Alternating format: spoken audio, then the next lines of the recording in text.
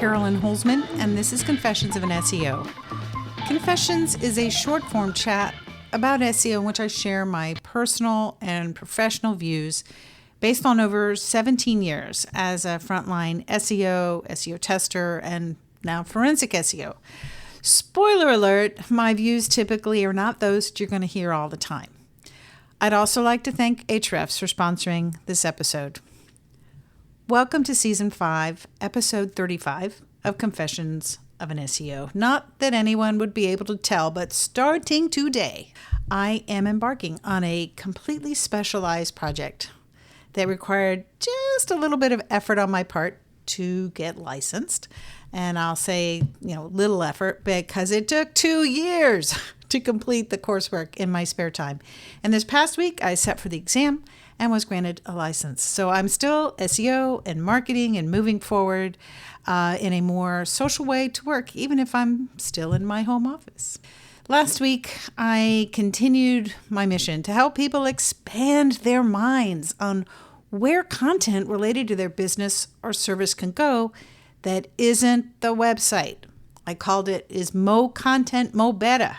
There's a link to last week's episode in the description, but you can always find the most recent episode on confessionsofanseo.com. And by the very simple act of subscribing to Confessions on your favorite podcast platform, you're supporting this podcast and helping others find it.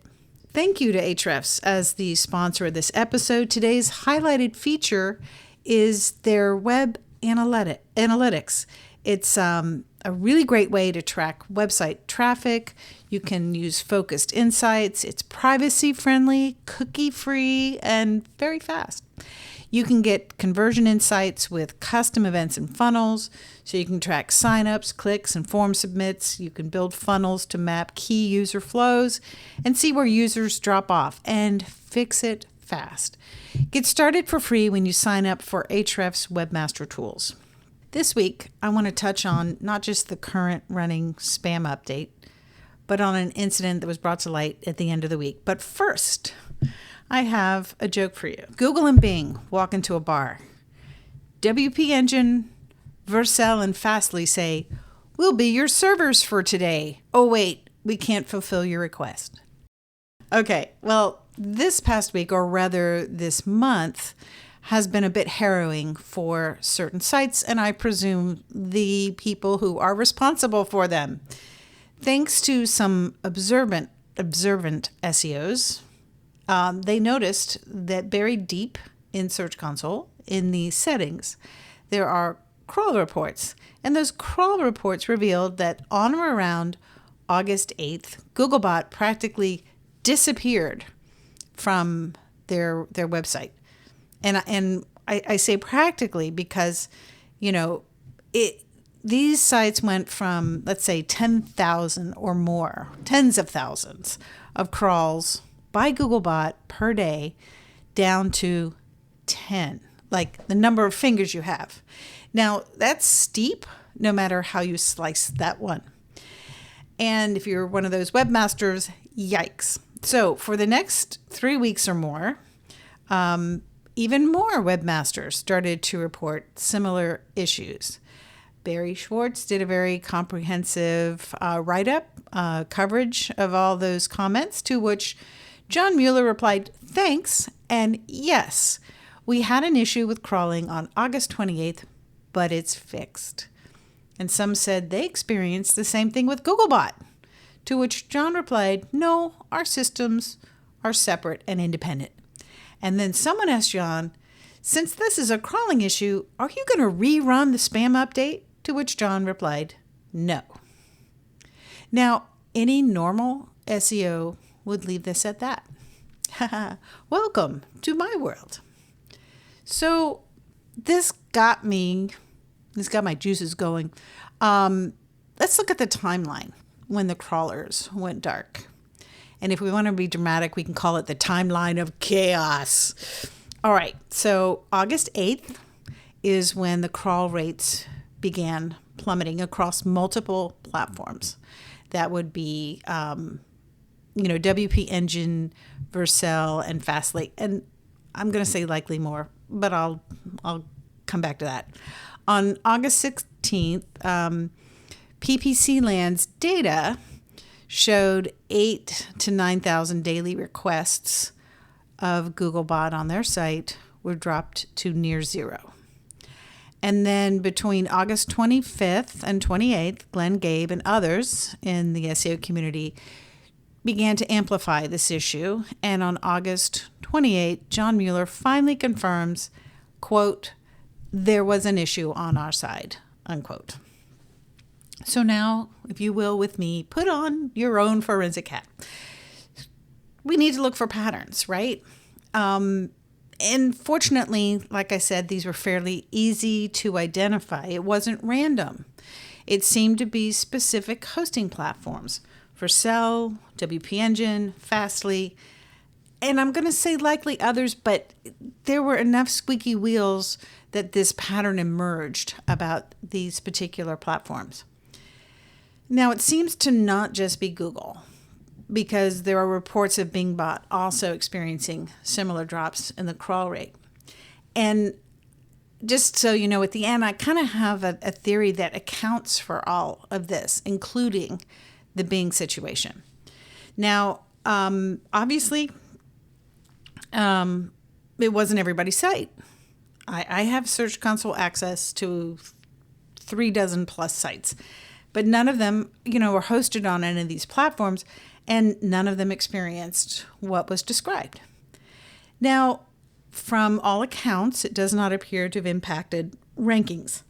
Search positions are reported to remain stable despite no crawling, and that kind of makes sense, because the crawling system and the scoring system or ranking system are different subsystems within Google's indexation.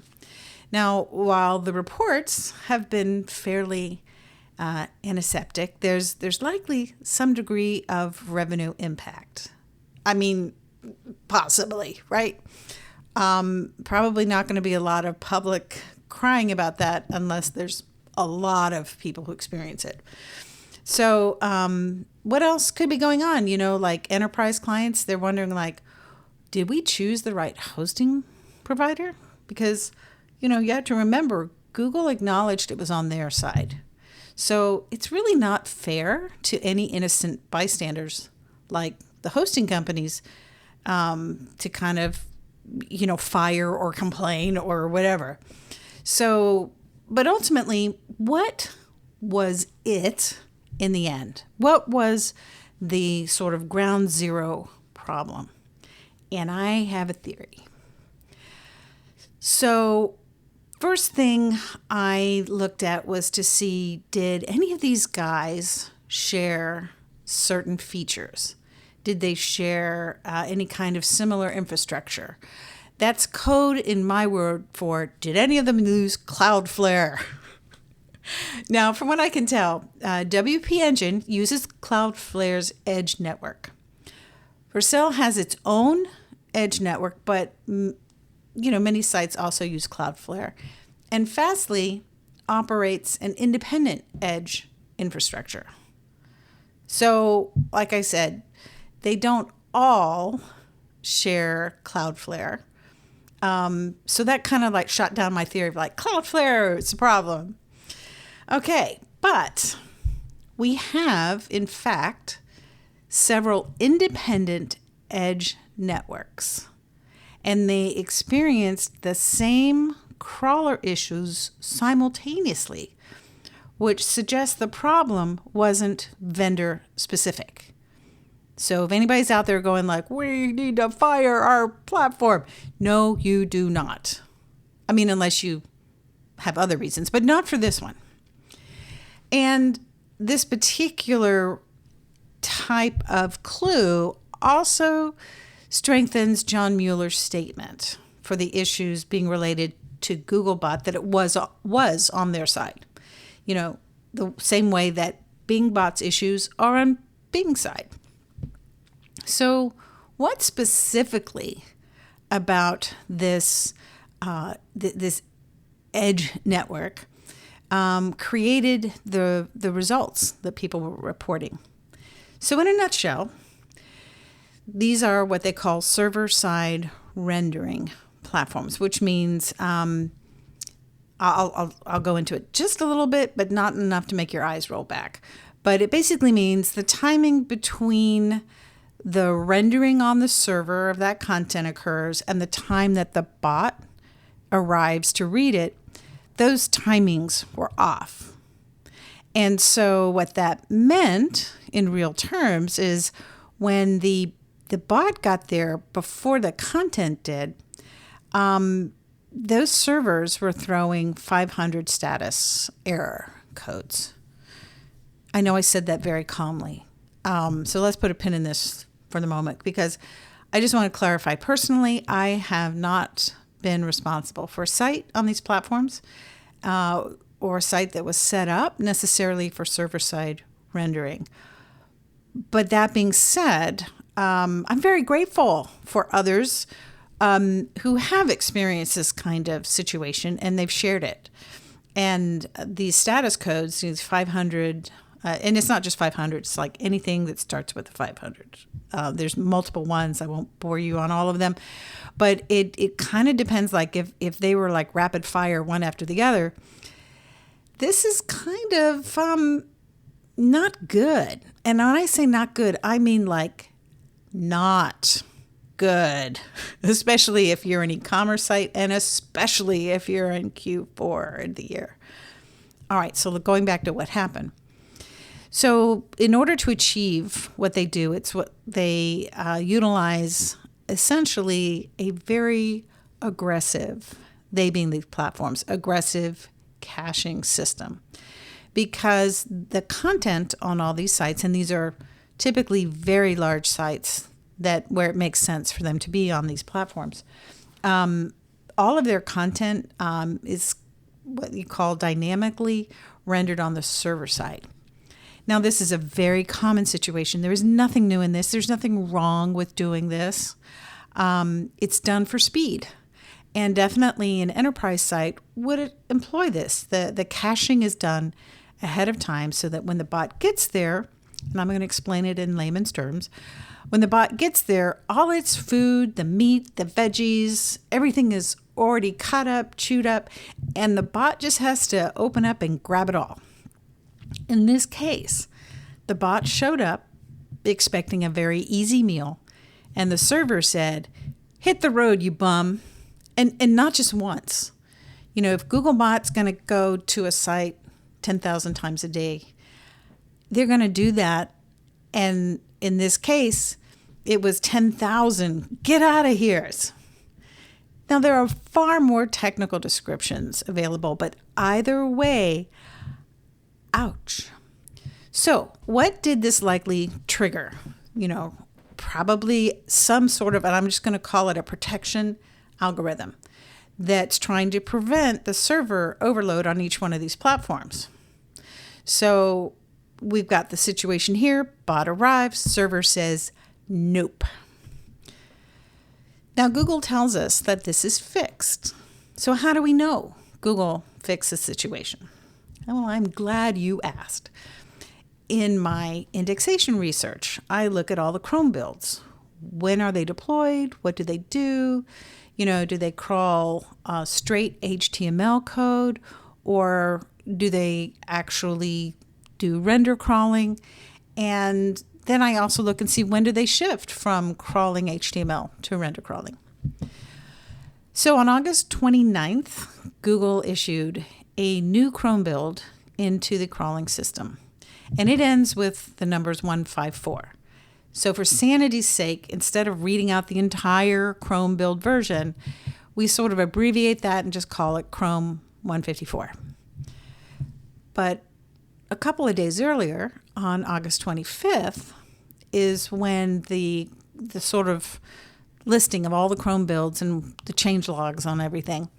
On the 25th is when the crawl system was given the green light to start deploying this Chrome build. Now, this evidence makes it likely that Google was aware of this situation, the problem, before John Mueller's public message. I think silence is not necessarily an indication of ignorance. In fact, it may be the exact opposite of it. So within this latest version of Chrome, it appears that, and I'm going to use a name, some of you may have heard it before, PGO profiles.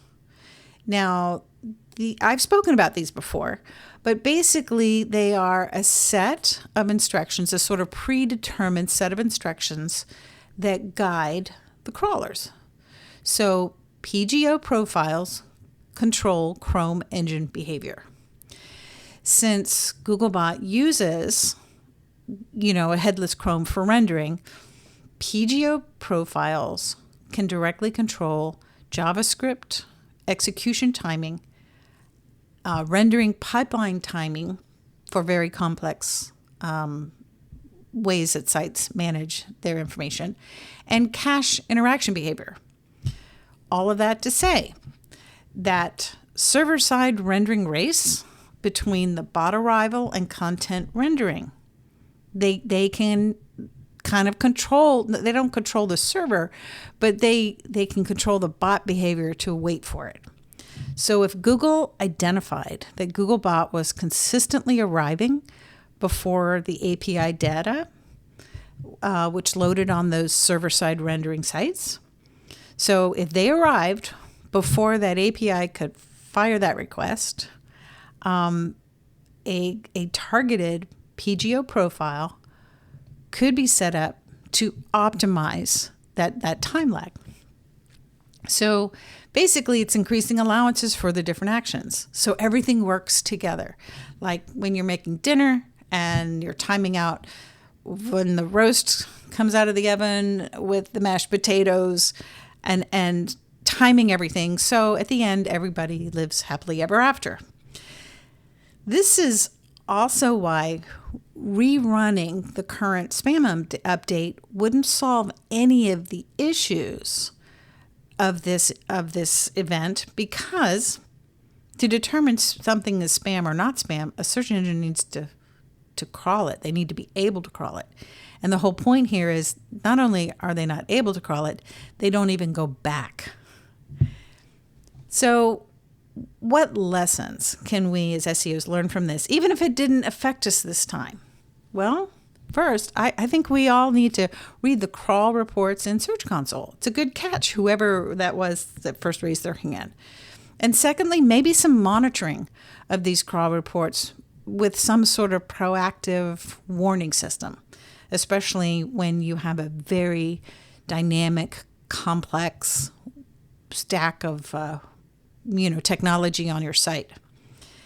This crawler crisis made it clear that, modern, sophisticated web structures can have, like a perfect storm, they can create invisible points of failure. This wasn't a random bug. This was a systemic issue with how crawlers handle modern server-side rendering on edge computing structures. Google likely identified the SSR timing rate as the root cause and deployed a target fix. But this wasn't just a Google issue or a hosting failure or an algorithmic update. Like I said, it was a perfect storm of where you have web architecture kind of getting out in front of what are essentially legacy crawler expectations. It's also a demonstration of how the SEO community can and should push back on Google's internal teams. This time it worked. It worked because probably they knew about it. And if I was on one of those teams that got hit with this, man, I'd be monitoring all my rankings for the next 2 to 3 weeks like a hawk, and I'd be watching server logs while I did it, because the data in Search Console is between 2 to 3 days behind real time. There is no substitute for fresh server records, and they give you a minimum of 24 hours advance. So you might really want to commit to saving server logs. They are not a luxury. That's it for me this week. Thank you for being a listener. If you have questions about today's topic, you can reach out and text to 512-222-3132. And thank you again to Ahrefs for being the sponsor of this episode. Check the link in the description and get access to Ahrefs web analytics for your site completely free when you verify it. Indexzilla is my search engine discovery tool designed to get your pages discovered. You can find it at indexzilla.io. Also, a sustaining member of $18 a month can make you a member of my indexation group, Crawl or No Crawl, receiving status reports to answer the question, is it me or is indexing off? Search for Crawl or No Crawl. Thank you for listening, and until next week, I'll see you in the SERPs.